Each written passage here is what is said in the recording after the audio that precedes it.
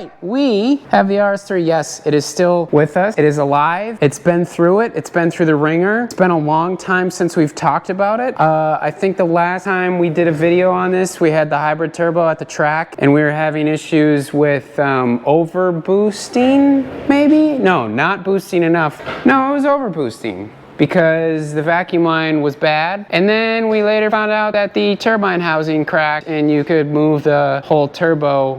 I'm not crazy. Look at that wiggle.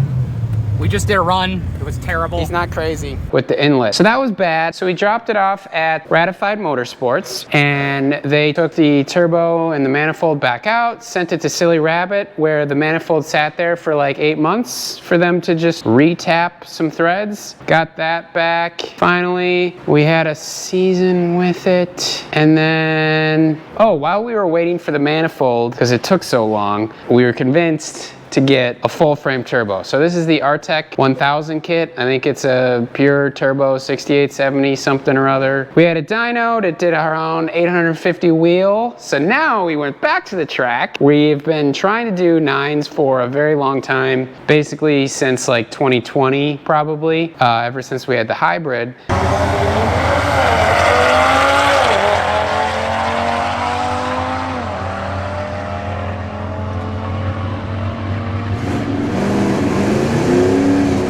Now we had the full frame, went to the track, and our first pass of the day was like 146 trap. Here's a quick clip of that.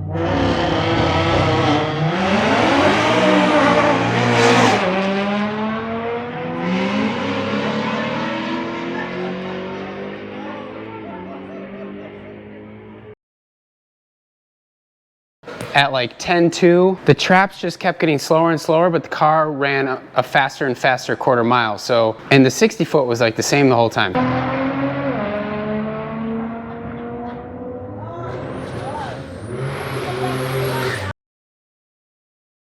But towards the end of the day, we were starting to get some spark breakup.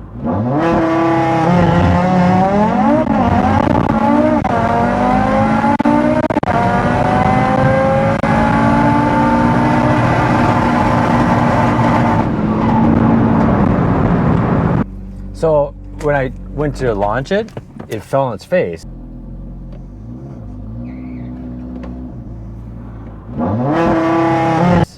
So I stopped and just let it go back down, and then I launched fine. Yeah, and then it dies. It's going across the finish line. So not really sure what was going on there. So our traps were really slow, like 130 miles an hour. We still ran 299s though.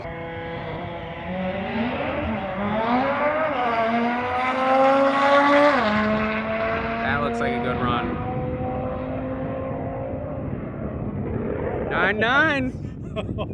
9.9. We did it. So we're gonna pull the plugs. Last time we pulled the plugs, didn't look so good. Not everything came with. Not everything came back with the plug, but I got the first plug out and it looks fine. We'll see what the other ones look like. One other thing to note, we had to get this big long swivel all one piece because when the engine was rebuilt, oh, by the way, we have a new block. Yeah, we have a DNWA block because the sleeves decided to fail. Awesome.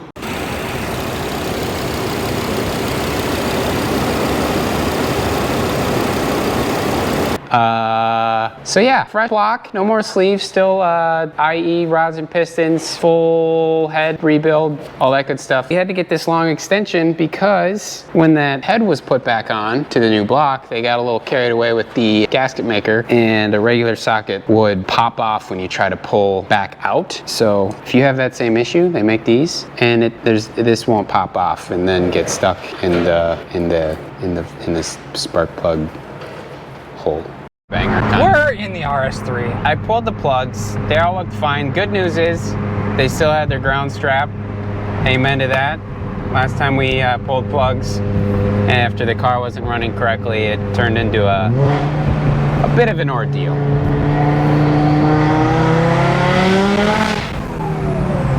This car is incredibly loud and incredibly fast. I should have brought the drag yet. It's in the garage. We don't really have anywhere that we can do 150 miles an hour though. Tomorrow morning, really early.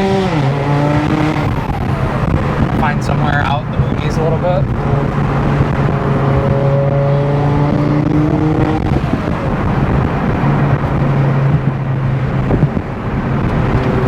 This is a great car to wind up either dead or in jail.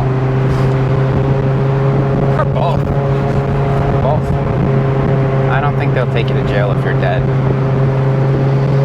It also has like impressively good handling for its four-door sedan.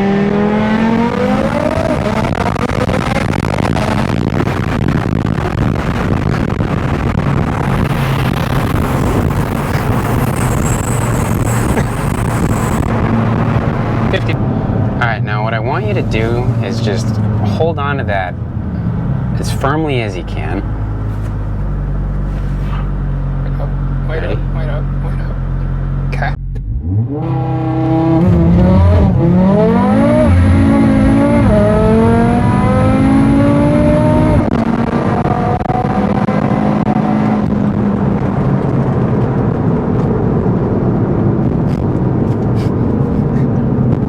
I couldn't tell, but it kind of felt like it was kind of fighting